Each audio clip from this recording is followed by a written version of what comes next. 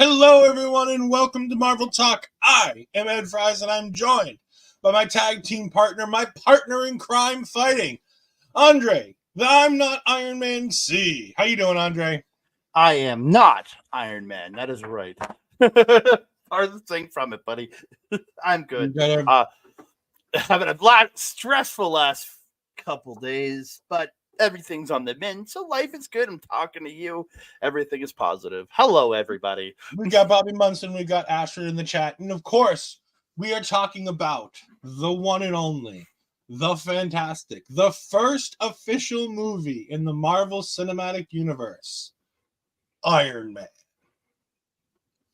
Arguably, to me, the best MCU movie out there. That is my personal feeling. But, again, not everybody It's else. one of the best. It's absolutely one of the best. But before we get to the movie itself, the fact that this movie was created was a change of pace for Marvel. And I think that this is something we need to talk about. Oh, 100%. In 2005, up to this point, Marvel's only way of producing movies was being on a movie, on the side of a movie, having licensed away their characters. Sony had Spider-Man, Fox had both the X-Men and the Fantastic Four, New Line Cinema had Blade and Iron Man, and, of course, Universal had the Hulk. Yeah. However, in 2005, Marvel decided with the side of Avi Arad, which is a name that many people might not know in the MCU, but he is the pivotal name in the Marvel Cinematic Universe. Thank you, Astrid. This one was created, obviously, by the wonderful Andre C. We greatly appreciate his background graphic. Avi Arad went to Merrill Lynch, and they changed their name from Marvel Comics to Marvel Studios, Marvel Entertainment, which would house both the comic house and the new movie studio that they were going to be doing. And they got a loan for $7-year,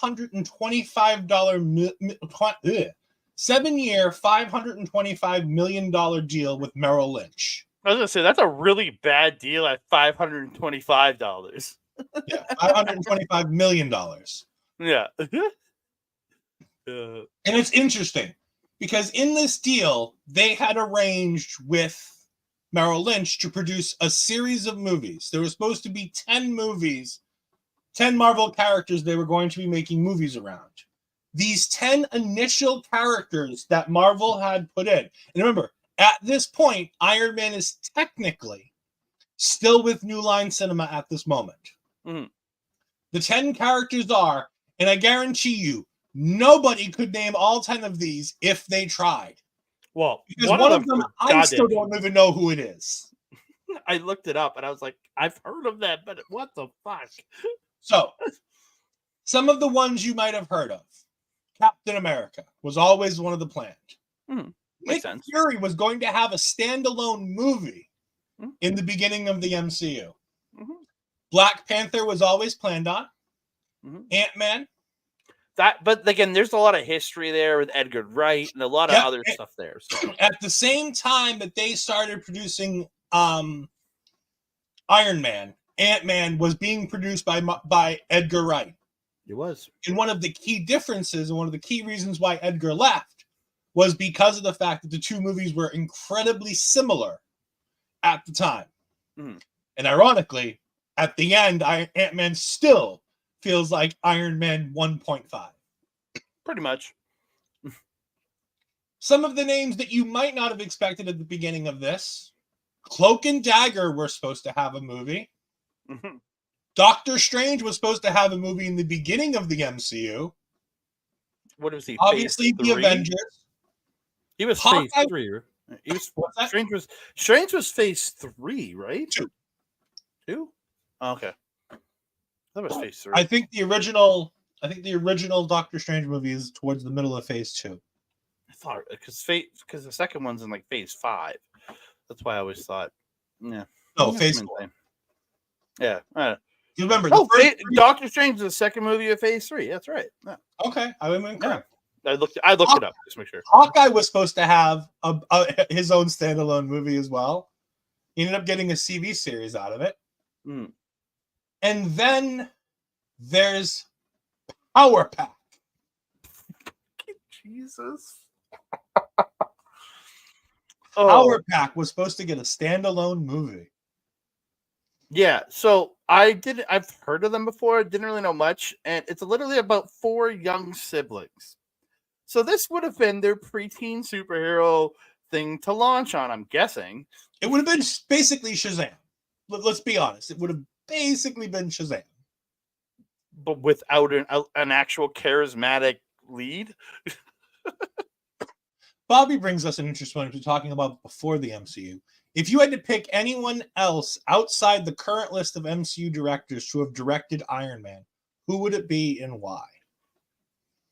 Ooh. You know what's funny? I'm going to give you an easy one. This is a throw up, but it's because of the movies they've done since 2005 that I think they would have been really interesting on. Give me Christopher Nolan. Because at this time, he's directing Batman Begins. But I think Christopher Nolan would have been an interesting one. That's true, because he had just dropped Batman Begins when this was underway. And when this came out, you had Dark Knight. The Dark Knight Rises was... The Dark Knight came out the same year as this. Dark Knight and this came out... No, Dark Knight and this both came out in 2008. So, yeah. Fuck. My joke answer is Martin Scorsese, because I want to see... That's everybody's joke answer because of what he thinks of the MCU. But just... This is going to sound really stupid, but I would love to see what Kevin Smith does with a Power Pack. I think Kevin Smith could have directed a really, really good MCU movie. And by the way, he still might.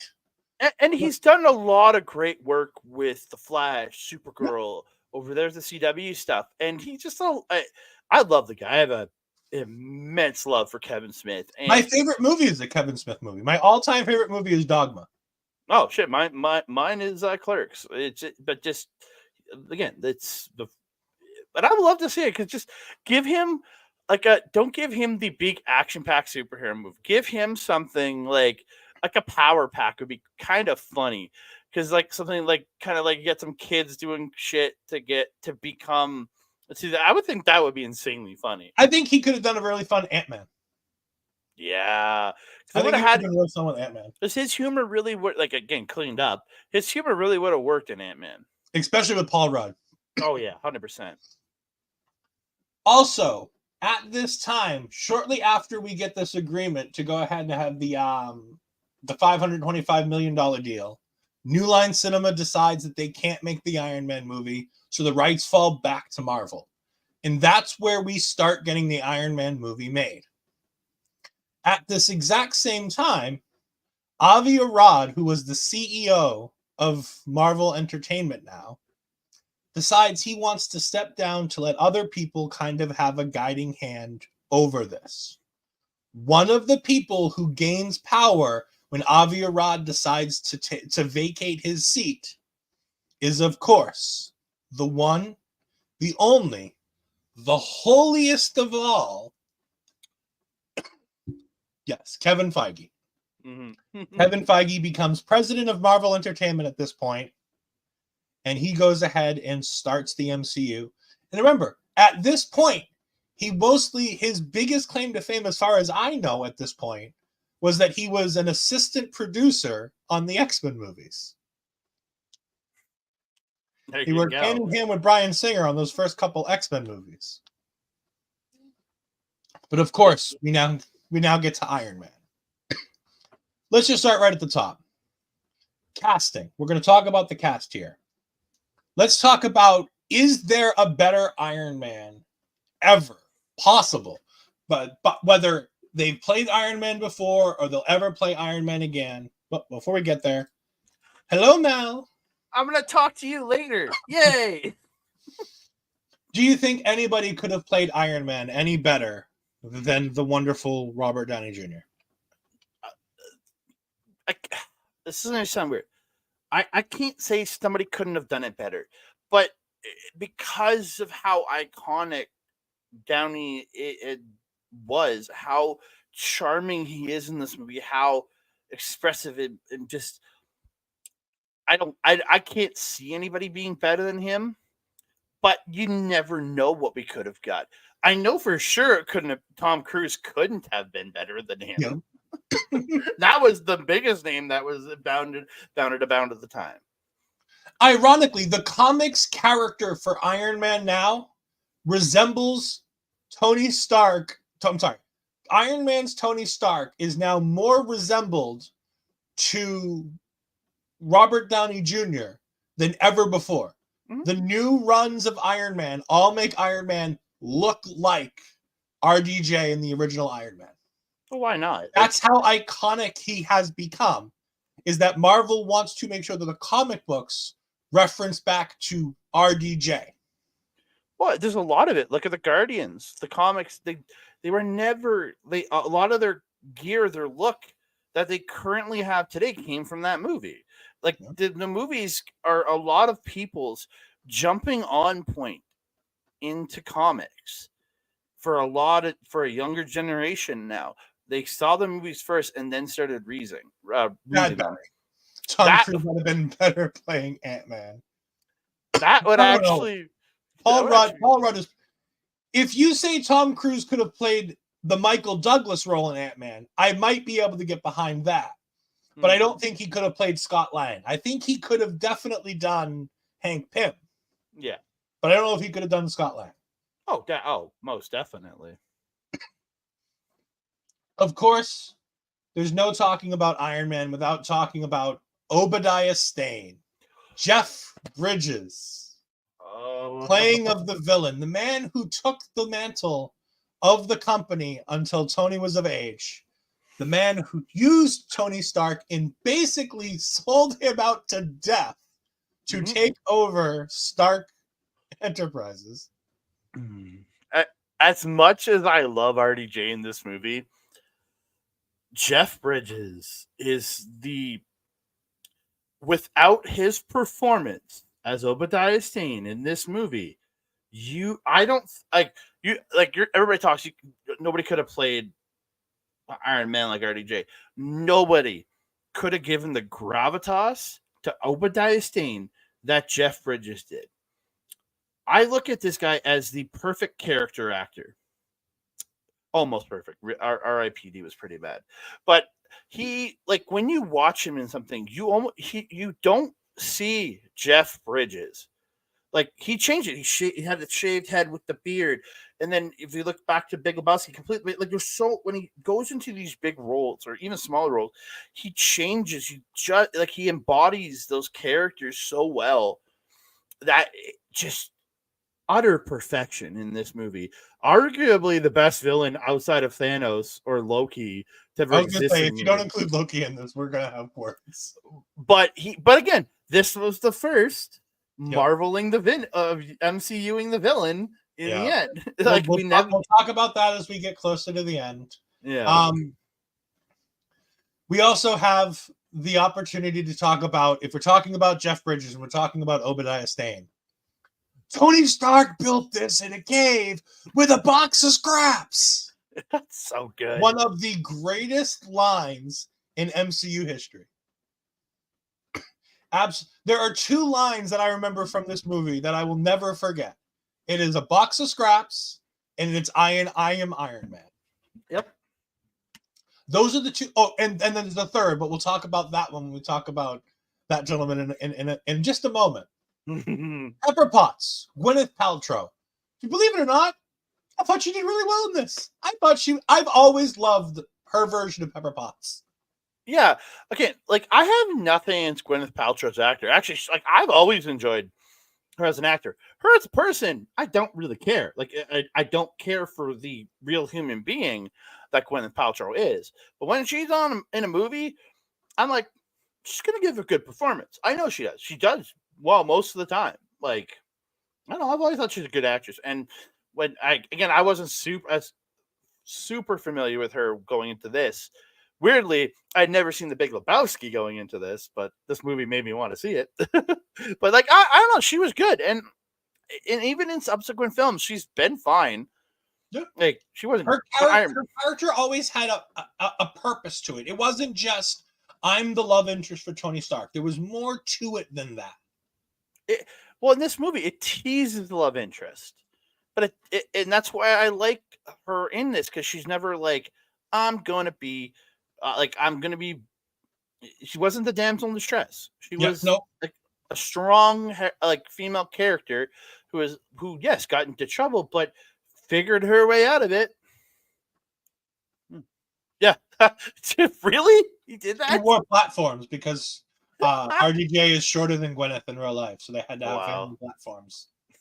She had to, especially because she had to wear heels for certain portions of the movie. Mm-hmm. And they had to make sure that he looked taller than her. And then,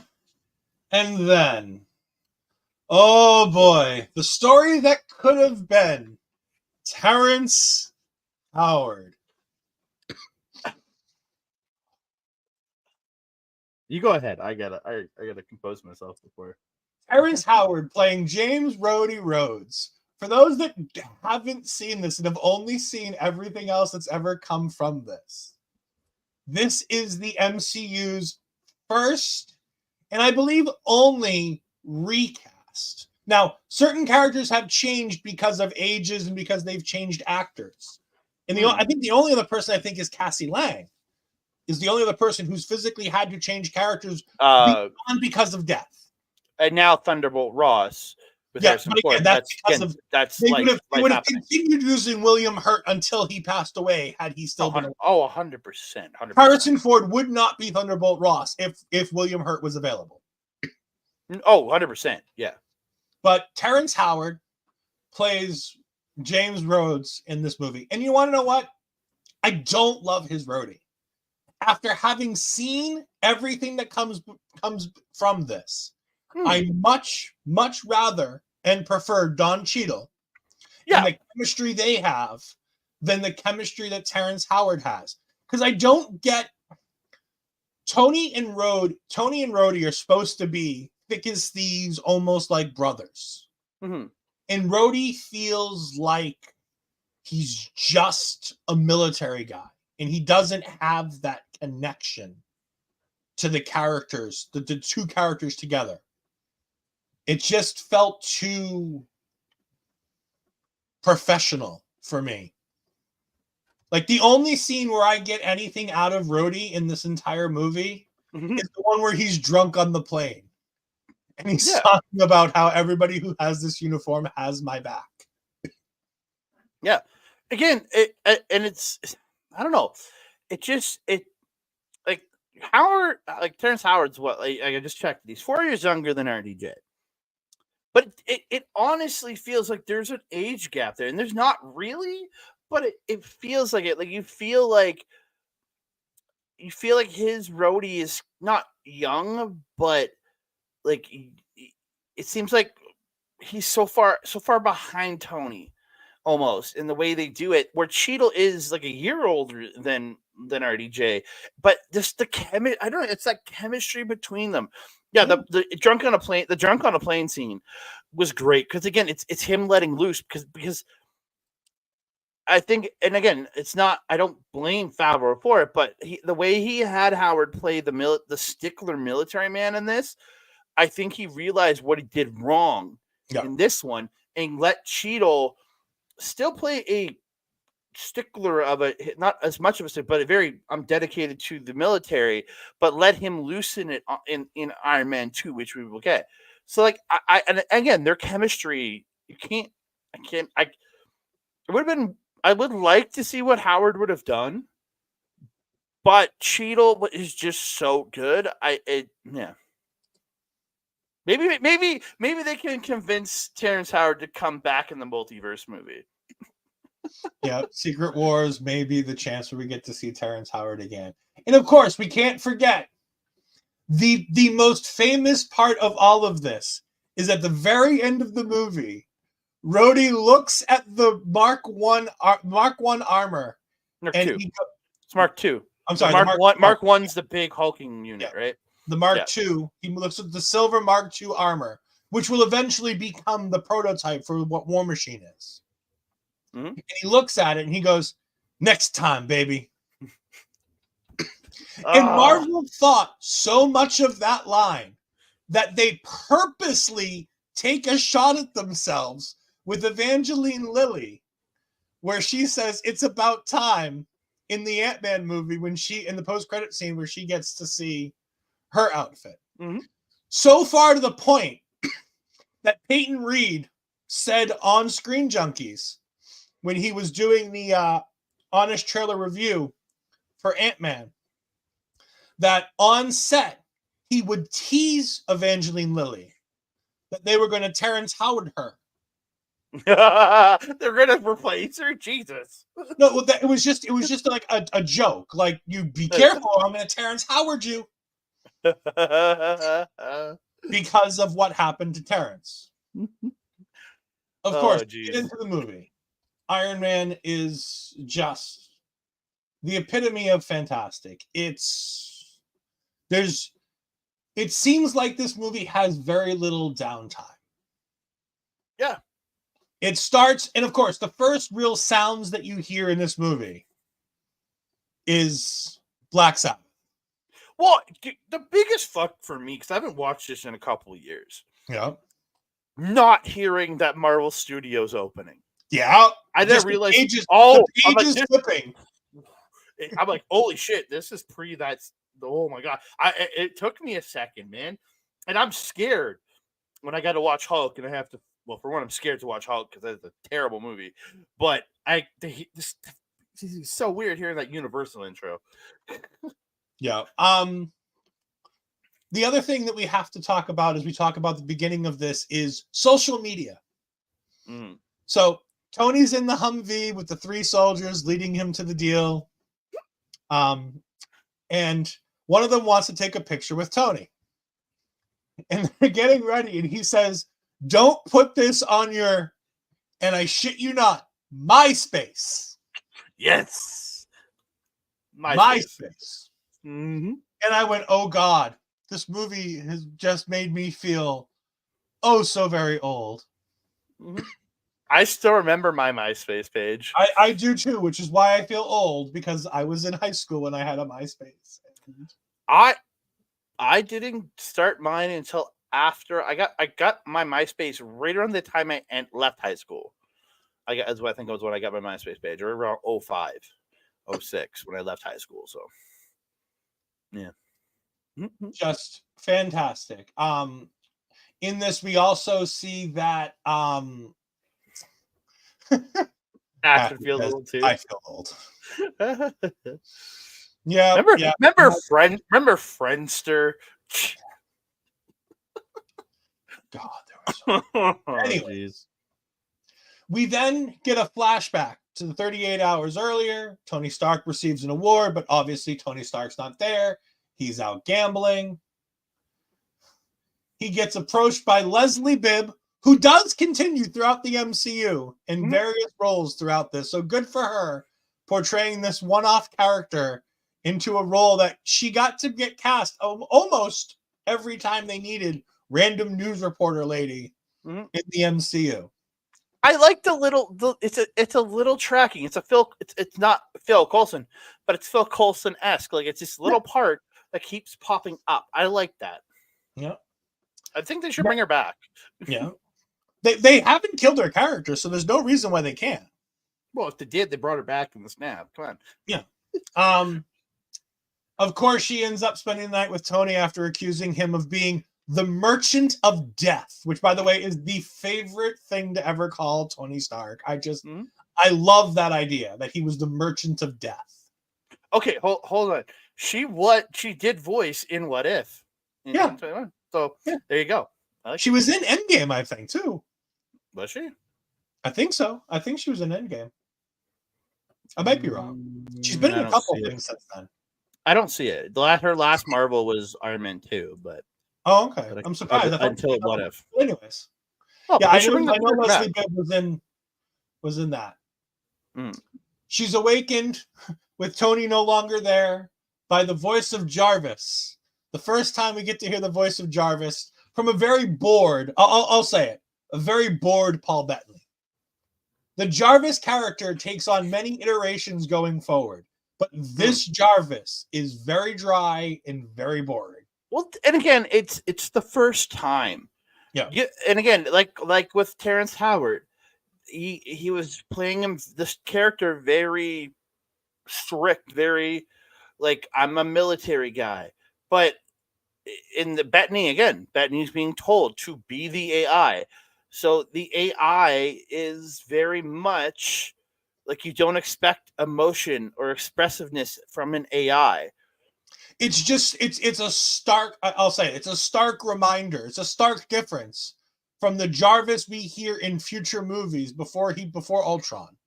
Yeah. But the Jarvis continues to get more personable throughout the rest of these moviys. Well, it's the same thing. They probably told him in the booth, give some more expression. You're chatting it up while being an AI. You're an AI. You're learning. The AI is learning constantly, so it's learning to create emotion into things, right? So, do you think Tony was raised by Edward Jarvis, and that's why he would have been raised by Jarvis, and that's why Jarvis is the AI? Because this is the voice of the person who was there for him. Because remember, the Tony Stark character, he wants to be like his dad, but he talks about his dad being a workaholic. And when he goes back to see his dad in Endgame, in the time heist, we see the two of them talking, and we see the other version of Edwin Jarvis, played by the guy who played him in Agent Carter. Yeah, I'm trying to pull him up right now. Yeah, I'm pulling it up. Played by doesn't say. I can't. James Darcy.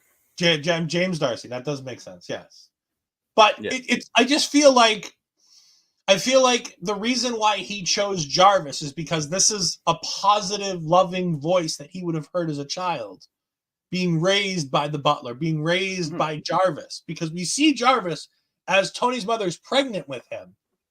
Because we know that from Endgame. So we know he was there then. So I'm wondering, is that why we get Jarvis here?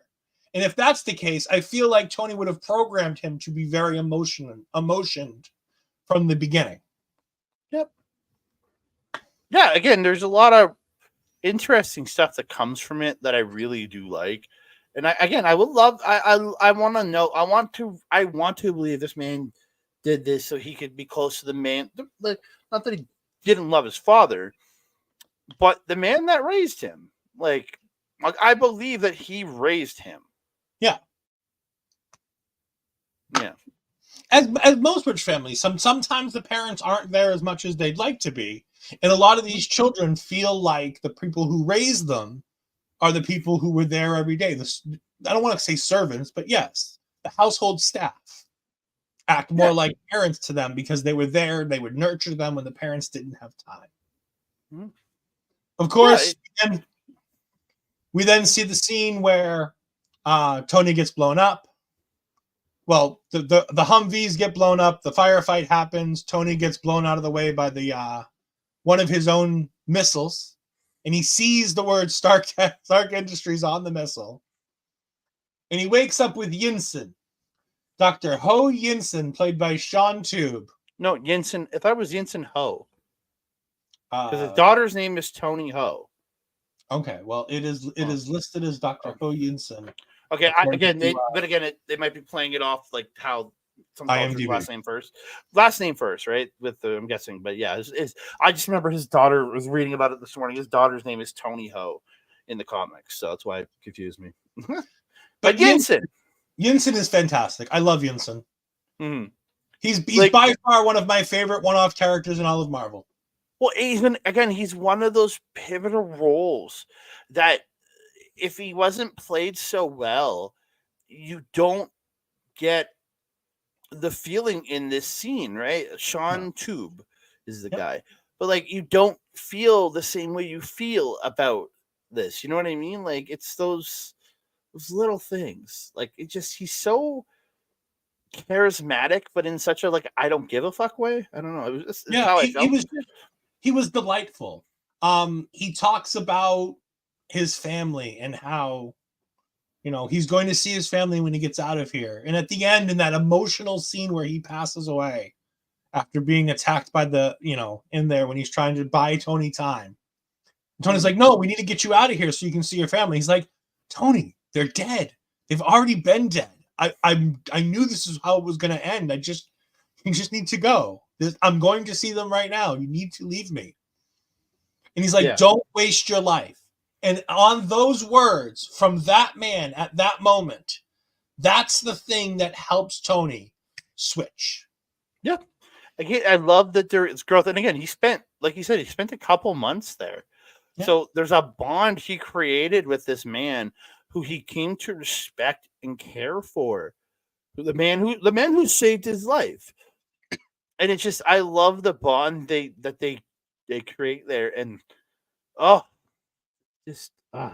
while talking about what they create there, we have to sit here and take a moment to talk about the first Iron Man armor ever created in the MCU. What If not counting, because What If is alternate universes and not traditional. The Mark I armor, which we have right here on screen between us. Built from a box of scraps in a cave made out of other missiles, as he was supposed to be making the Jericho missile for the 10 rings. But even the box of scraps lines doesn't even technically refer to this. It technically refers to the arc reactor. I agree, but I just think. But it's literally made about him ripping apart missiles. Yeah, and it's again not realistic, but it's fucking awesome. Oh, I agree. It's entirely unrealistic. Well, it's essentially the original comics armor, but in silver instead of gold. Yep. It's a really shit version of what the actual original Iron Man looked like. Yeah, and again, they pay homage to that original armor twice with this, and then the gold coloring later on for Mark III. No, the gold coloring is not an homage to the original armor because the original armor is silver. Was it? No, because the comics he's like yellow. Armor and silver. He's running around in a yellow costume. While I go ahead and pull up that, why don't you go ahead and talk about the 10 rings run by Raza at this point? Yeah. So again, the 10 rings has evolved very weirdly in the MCU. This is the one villain side that I've always been like, really? Because again, the 10 rings here. Then we have the 10 rings from Iron Man 3. Then we have the 10 rings from the actual 10 rings with Shang-Chi and everything. It's just I like the guys, everything. But that not Raza, but the head guard like his number 2. He's like a bit of rounder face guy. Oh, I can't remember his name. I like him. I really do. Like he was kind of like the main guard that wasn't the main guy that wasn't Raza. I thought he was just weirdly charming and everything. I don't know what it, but again, it's just it's wasted when especially as a comics fan, it's wasted. Yeah, the way I look at it, anyways. Hold on, I'm gonna pull up a screen because it's easier to just do it this way. Oh, not that. There we go. So this is the original Iron Man armor. It does. You are correct. At one point, it does become gold. But the original armor is this silver armor right here. Okay, then the gold technically refers to that second armor. Yeah. This would be like Mark II. That was like the updated. That's like a very updated version of the original armor because the original art is not that good. No, but that's as close as I can get. It's very difficult to find the cover for that one, but yeah. But it's just I like the 10 rings and all in this one, but you think they're the main bad guy, but they're not. Like they kind of get they get taken out pretty easily. So here's the thing with the 10 rings, and it's an interesting thing that Jon Favreau's always talked about. He originally wanted to make the Mandarin the villain of Iron Man. The original Iron Man villain was supposed to be the Mandarin. Makes sense. They convinced him to put in the 10 rings reference, and they were originally going to do him in the second movie. Makes sense. And so they would be like, the 10 rings thing here would lead to the Mandarin being pissed, and the Mandarin would then come after Tony Stark. And then we get what we got in Iron Man 3, and we'll talk about that when we get to Iron Man 3. It's only a few months away, ladies and gentlemen. So, Tony Stark, they find him. He flies away in the armor. He doesn't get very far. He crash lands in the middle of the desert, and he flags down the planes that end up saving him, and Rhodey's in there. How does Rhodey just happen to be in the goddamn helicopter that saves him? I know. Isn't it great? Like, fuck, you haven't gone home after 2 months? What the fuck, man? But Tony comes home, and he decides that, you know what? No. Okay. Okay. There was a scene here that I completely forgot about.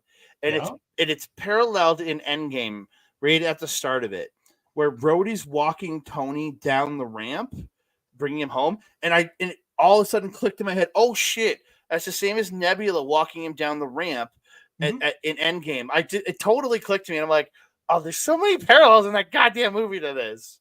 Yeah, they did a very, very good job with Endgame, making sure that everything paralleled everything. Mm-hmm. Remember, the final sounds in Endgame are the sounds of Tony making the original Iron Man armor with the clangs of the hammering. Clanging and banging. He's not The Rock, but he certainly tried. But Tony comes back, and of course, he has to have his cheeseburgers. Which, by the way, is an Easter egg, because Robert Downey Jr., when he was at his lowest point, he was apparently high on some illegal narcotics. We'll leave it at that. Mm-hmm. He was in a bad place and high on illegal narcotics. And he went to Burger King and had a burger so bad that he ended up throwing them into the water, and he also threw away all his drugs. And that was what got him clean. So he uses that same thing for the Iron Man character, Tony Stark's character, to go ahead and to come clean, to change who he was. The final thing is that cheeseburger to bridge the gap between the war profiteer, the merchant of death, and this new Tony Stark who's going to close down the weapons making facilities. Just fantastic. Like it's really fantastic. Yeah. I didn't know that story. This is beautiful. And it's nice. It's nice that they allow him to have that in this movie, because it's, not every, especially him, because at this point, he's not the Robert Downey Jr. that we know and love today. He was a risk in 2008. I think he was coming off, Chaplin at this point? maybe. I don't want exactly, but it's more to say, it's just to the point that he wasn't the proven star. He wasn't the guy who was going to make millions off this movie. It was a risk to put him in there, but it was worth it. Yeah, because don't get me wrong, he had been in a bunch of movies up to this point, but again, nothing was like true. Chaplin was way before this. I was wrong, but like, the biggest thing about this portion of his career is that he's coming off all the drug issues, and he's a liability and a risk from that more so than he's just hasn't done anything great. Yeah, again, he was in Kiss Kiss Bang Bang a few years before this, which I really enjoyed him in. But there was rumors out there about him climbing into people's windows and like him going to a rant. He wasn't invited to somebody's party and going to that like a Hollywood party and just going in and going to sleep in somebody's bed. Yeah. Like you heard a lot of bad about that guy in the 2000s. And then again, it was a time before social media, and those things have since been forgiven because he's a star and he's changed his life and he's a new person now, seemingly. Yeah. We then get him, telling the entire press that he's no longer going to make weapons, and that doesn't make Obadiah Stane very happy. He creates the new arc reactor with all of his technology to make it as good as it can possibly be, because now it's no longer a box of scraps. Yeah. This is the part where Pepper puts her hand in and pulls out the metallic pin that gives him a heart attack. Oh, it's so good. It was so good. We also get a wonderful cameo from Jim Cramer of Mad Money. Yep. Where he talks about what is a weapon company that doesn't make weapons, and he just takes a bat to a mug, just a coffee mug. Mm-hmm. Like, it's just a great scene, but it's true. Like, who would invest in a weapons manufacturer that doesn't make weapons? Yeah, that's true. But of course, this is where Tony starts making the Mark II armor, and the Mark II armor is a much more sleek, simple design, more like what we know now. But again, all silver, but very much similar to the armor we know and love today. However, it had to be put on piece by piece. This is the armor that it's got all the, and by the way, the armor up segments from the Mark II armor are my favorite armor segments of the entire series, with the exception of one. There's one more that I like better than the Mark II armor. Well, there's the Mark III, which is actually what he uses to go fight, because this is the Mark II, which is left for Rhodey, right? Yes, this is the Mark II that he does the test, and this is the one that fails. But the Mark II and the Mark III, the armor up sequences in these two sets of armor is fantastic. And yes, we'll talk about the Mark III here as well, because him developing the boots, and just shooting himself into the fucking roof. Oh my god! And then he gets sprayed with the. I laugh so hard every time I see that. Just absolutely fantastic. But this is also where he receives the trophy, as it is, the memento from Pepper, as he had given her the old arc reactor and told her, I don't care what you do with it, just get rid of it. It's of no use to me now. And she puts it in the case with proof that Tony Stark has a heart.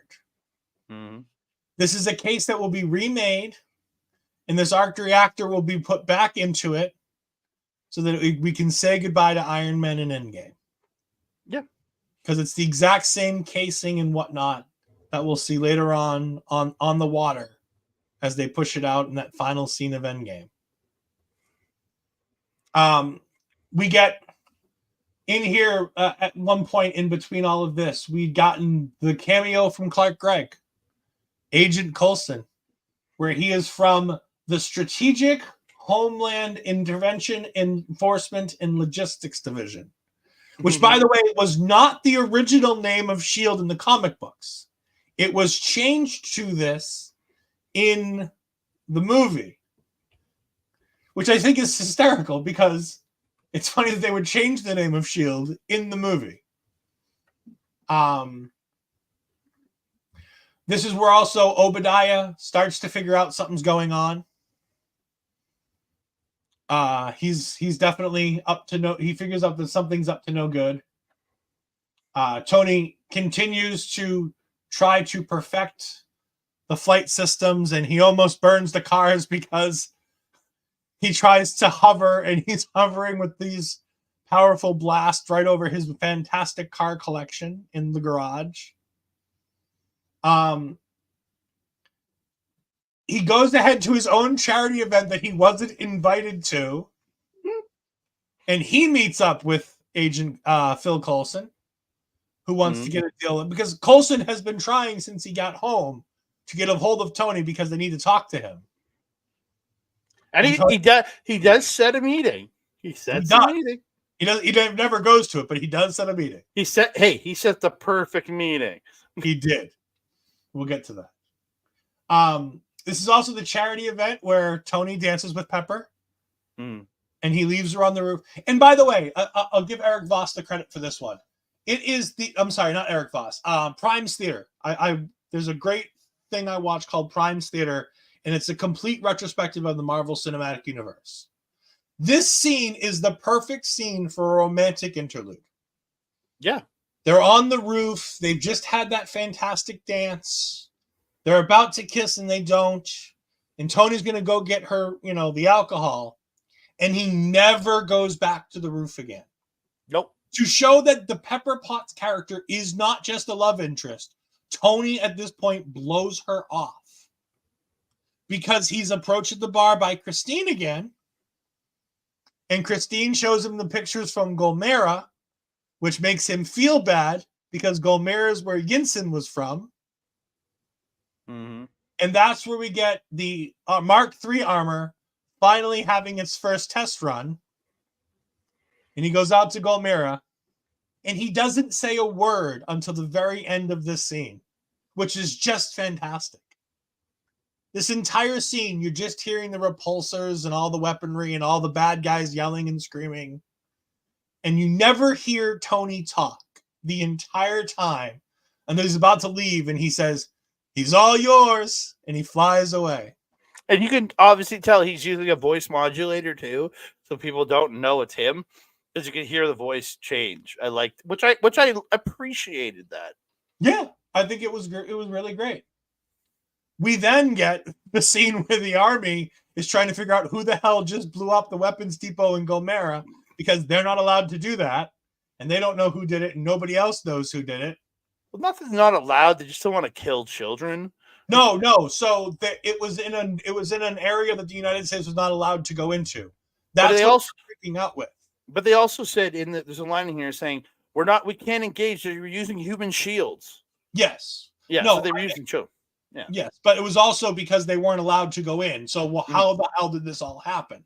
Mm-hmm. So of course, Edwards Air Force Base scrambles out 2 F-22 Raptors, and they start chasing down the Iron Man armor. And Tony gets a call from Rhodey. Oh, this conversation is great, where Tony pretends he's in the car out driving through the mountains. And then he asks why he's out of breath, and Tony says, "Well, I've been running. I thought you were driving in the mountains." "Well, yeah, sure.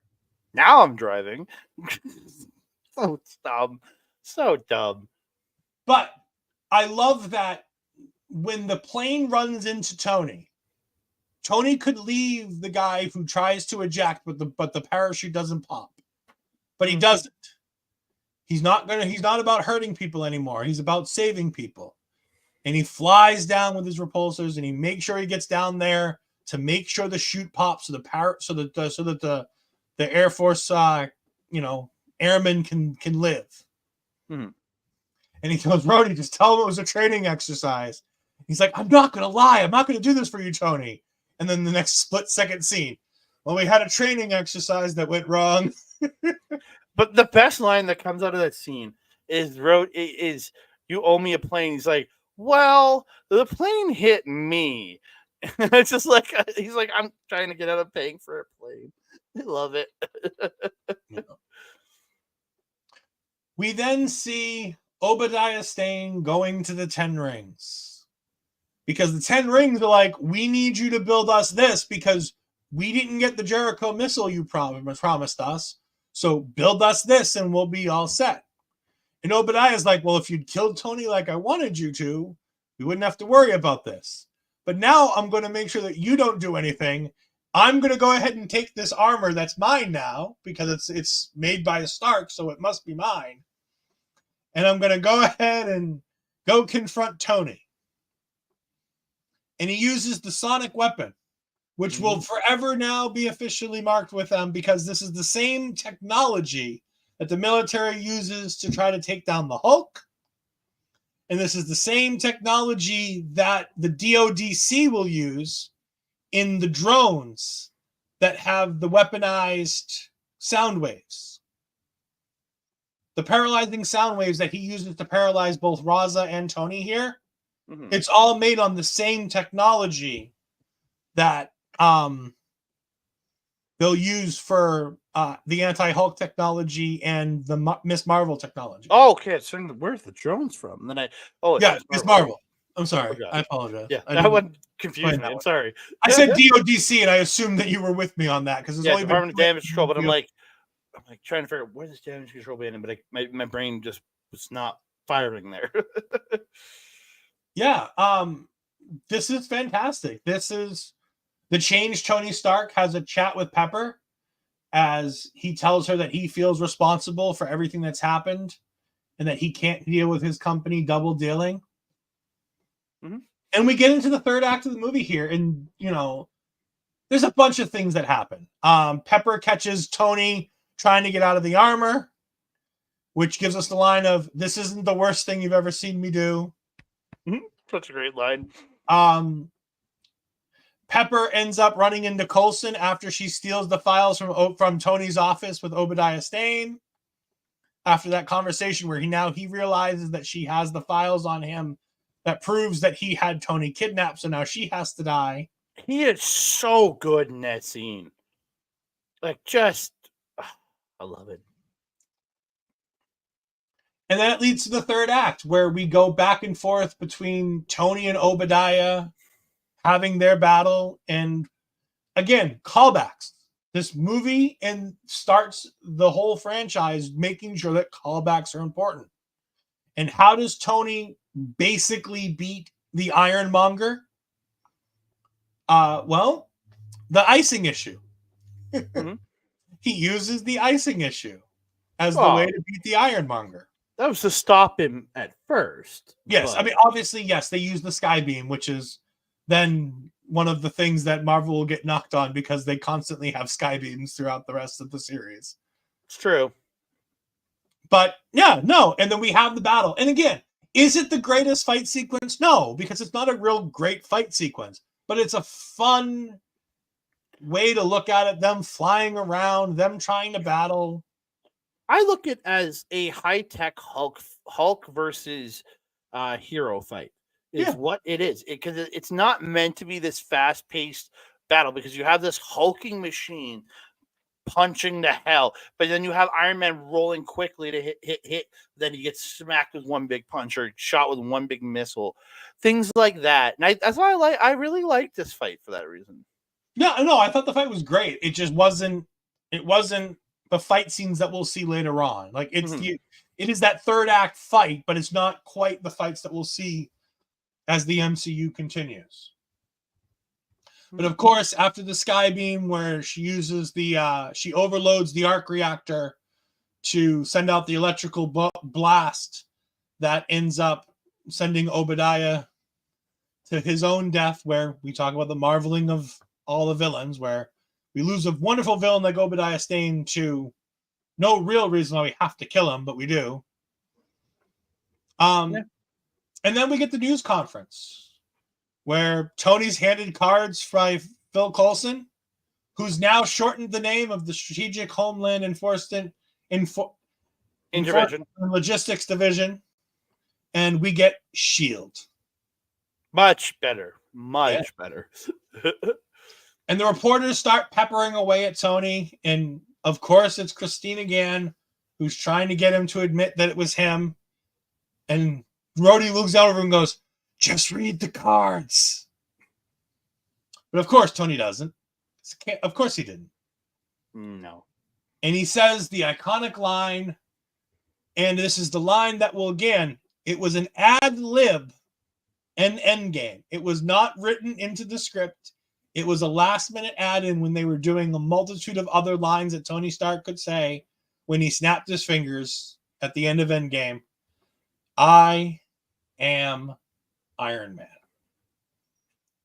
No secret identity. He is Iron Man. Iron Man and him are one. He and the armor are together. And the credits roll.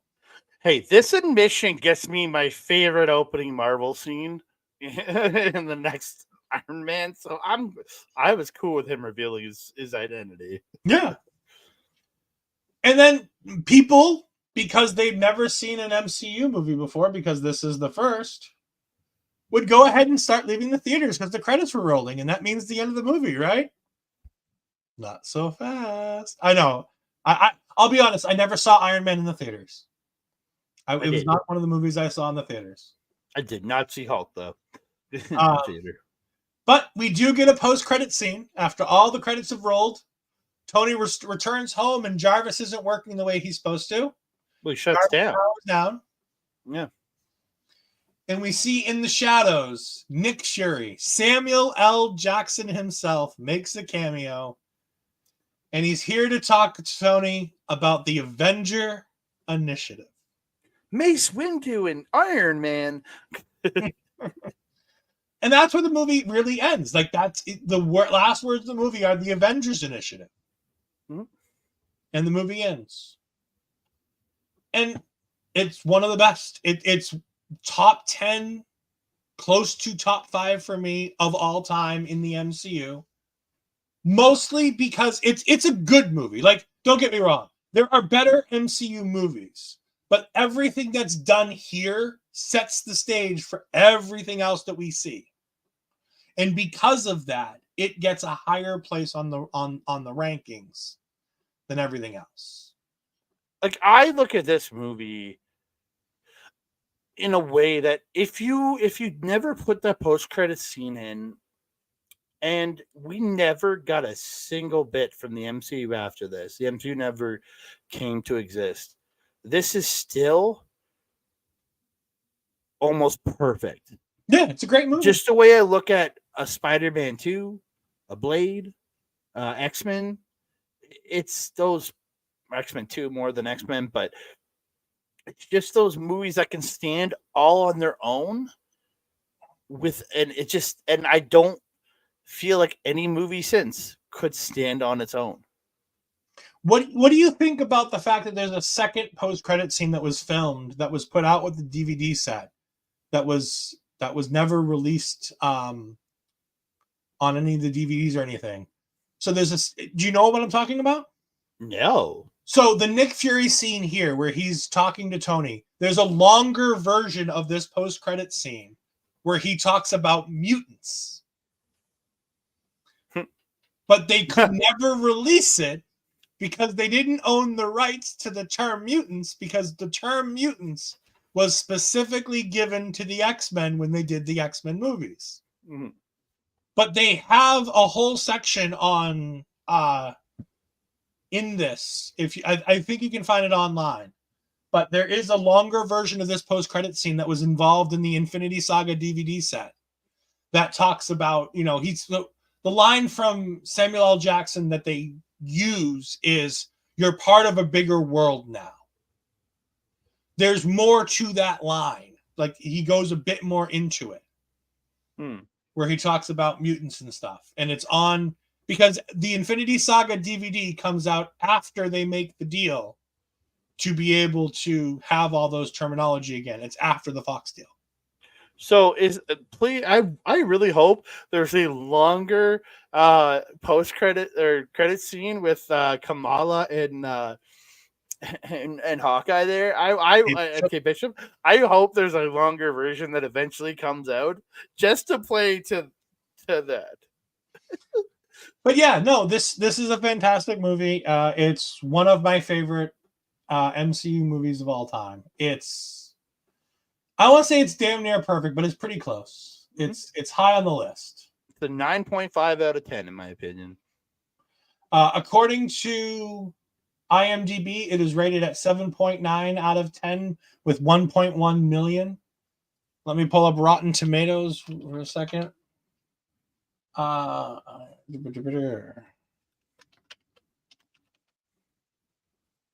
Man 2008. Rotten Tomatoes. It is a 94 Rotten Tomato meter from the critics out of 281 reviews. And out of 250,000 reviews, the audience score has it at a 91. That's acceptable.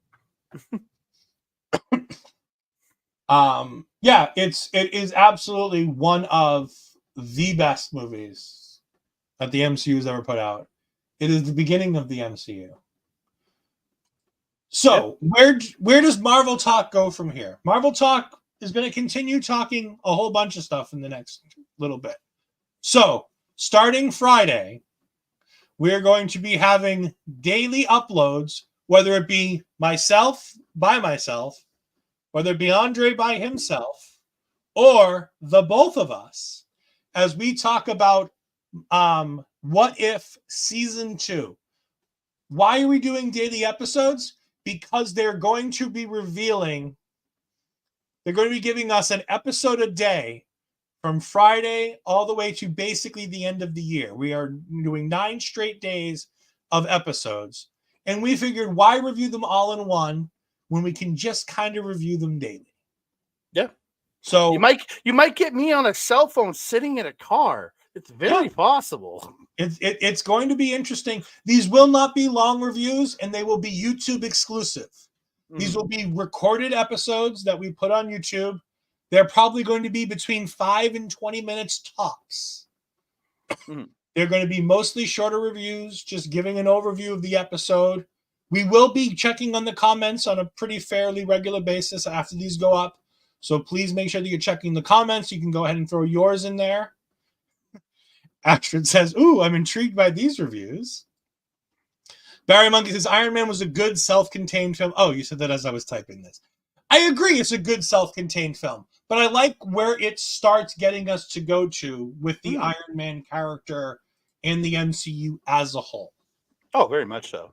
Other things you can expect from us in the near future. In the new year, in the beginning of the new year, between the episodes of What If Season 2, and before we do the entirety of Echo as a review, we will be dropping our next MCU Rebound episode, which will be the one and only Andre's favorite, The Incredible Hulk. Yes, the Edward Norton Incredible Hulk that came out a few months after Iron Man in 2008. We will be reviewing the Edward Norton Iron Man. Can we just watch an episode from the Lou Ferrigno show? No. Damn. Okay.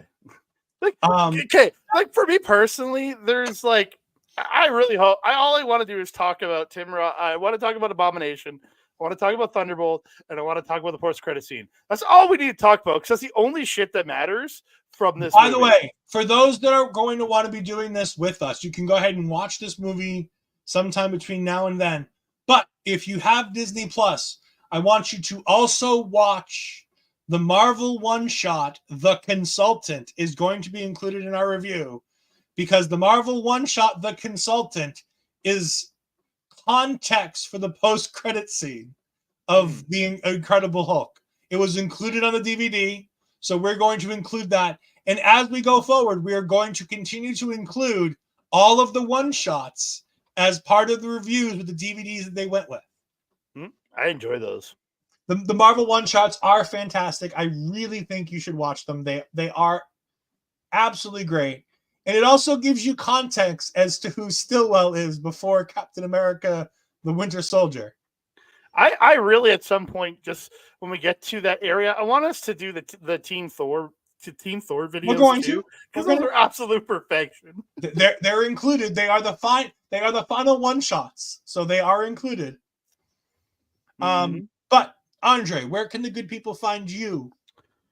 Oh, you can find me at a lot of places. You can find me on YouTube at Andre and Melba Wrestling Talk on YouTube. Check me out there. I do review Stardom and New Japan and local independent wrestling. You can also find me now at SNME Radio. Find me and Mel in audio form there doing our New Japan and Stardom. We're just going to be dropping the big show reviews there. We're just doing a random tour show. Probably not going to go up, but we're going to be reviewing the big shows over there too. So check us out there.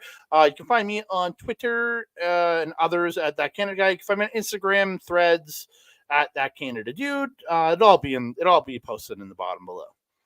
Yeah, and of course you can find me at edfries12584 on Twitter. You can find me on Twitch at edfries120 edfries2002. That's where I keep my gaming content. I simulcast all of my wonderful content here with our local establishment. You can find me every Tuesday night with the wonderful Asher Bazaar as we talk all things NXT.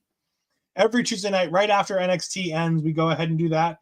If you want to go back into our archives, we just released me and Astrid talking Ring of Honor Final Battle. And I'll be honest with you, I was Debbie Downer on that show.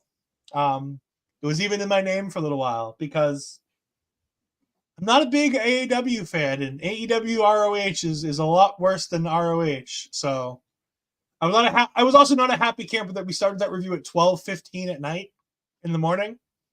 And the review went till past 2:00 in the morning. Oh, Jesus yeah. What do you mean? It only went till just after midnight. What are you talking about? Yes, the show started. Yeah, yes. For you, our show ended at midnight. For us, the three of us that were doing it on the East Coast, and ended at damn near 2:00 and just after 2:30 in the morning. Barry Mungan says, I saw them filming the first Captain America film when I was in Liverpool, England. I didn't see much or know what film it was till I saw it in the newspaper. Awesome. That's pretty goddamn cool, Barry. Yeah. Very, very nice. But for Andre C., I am Ol'Ed Ed Fries. We will see you next time. Talk to you later. Bye.